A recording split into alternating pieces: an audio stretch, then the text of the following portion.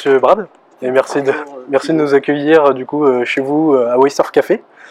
Déjà, est-ce que vous pourriez parler un petit peu de votre concept, du concept du Waysurf Café? Alors, le Waysurf Café est un concept qui est né de l'idée de mon associé et moi-même de se dire, tiens, on va essayer de proposer quelque chose autour de la glisse, faire ce genre d'activité qui était totalement innovante en France.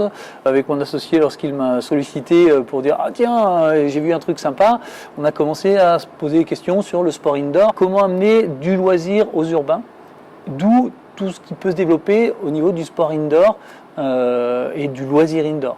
Aujourd'hui, notre concept, il s'est un petit peu développé, il s'est un petit peu étayé, on va dire.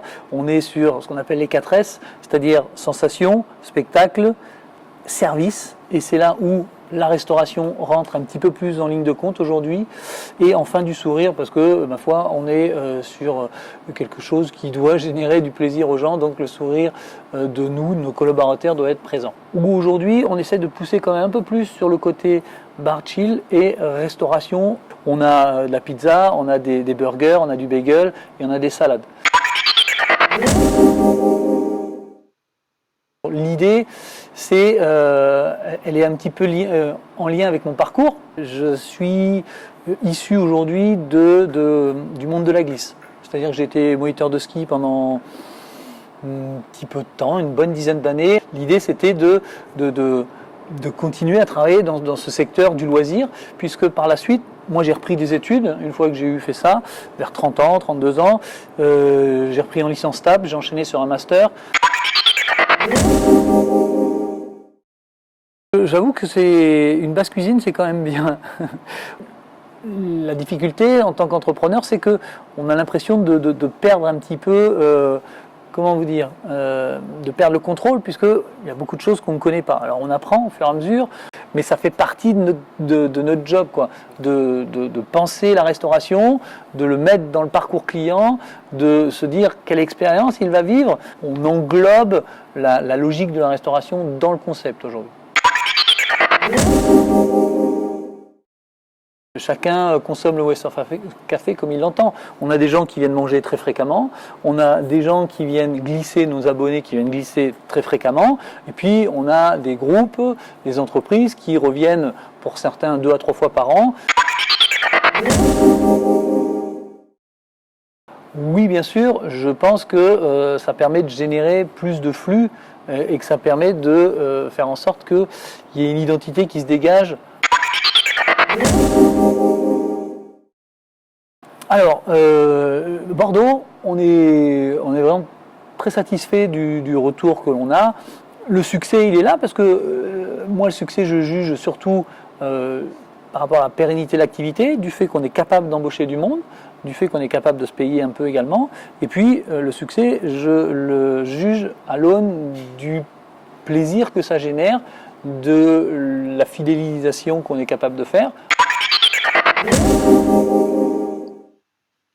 Faire évoluer notre marque et faire en sorte qu'elle progresse et que demain on ait quelques licences de marque, voire non, pas une grosse franchise, mais qu'on arrive à avoir 5-6 établissements.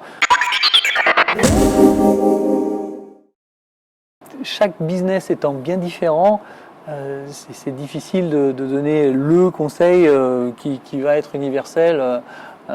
Voilà. Le conseil que j'ai à donner, c'est que rien n'est simple, il faut s'accrocher. Ça, c'est pour le coup le conseil universel à toute entreprise qui va se mettre en place. Ça se fait pas tout seul.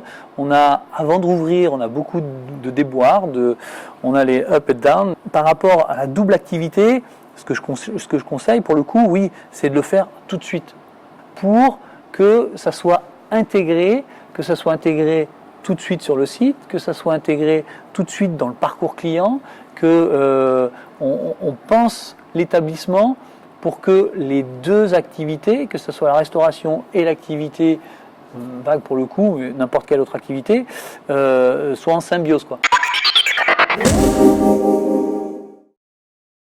Je pense que la grande tendance aujourd'hui, elle commence quand même à bien se dessiner.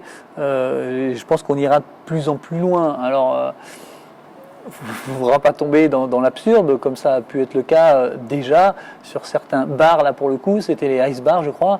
Il y en a sur Madrid notamment, où on arrivait, il faisait 35 degrés, on rentrait dans le ice bar et on se gelait. Enfin bref, il y a eu des concepts. Quand on va dans le concept, c'est important, mais si on va trop loin dans le concept, on peut se mettre une bonne tarte. Mais aujourd'hui, effectivement, le bar conceptuel, la restauration conceptuelle, les gens veulent vivre une expérience, l'expérience client. Et je dirais pas qu'il n'y a pas de limite dans cette idée-là, mais il faut être le plus inventif possible.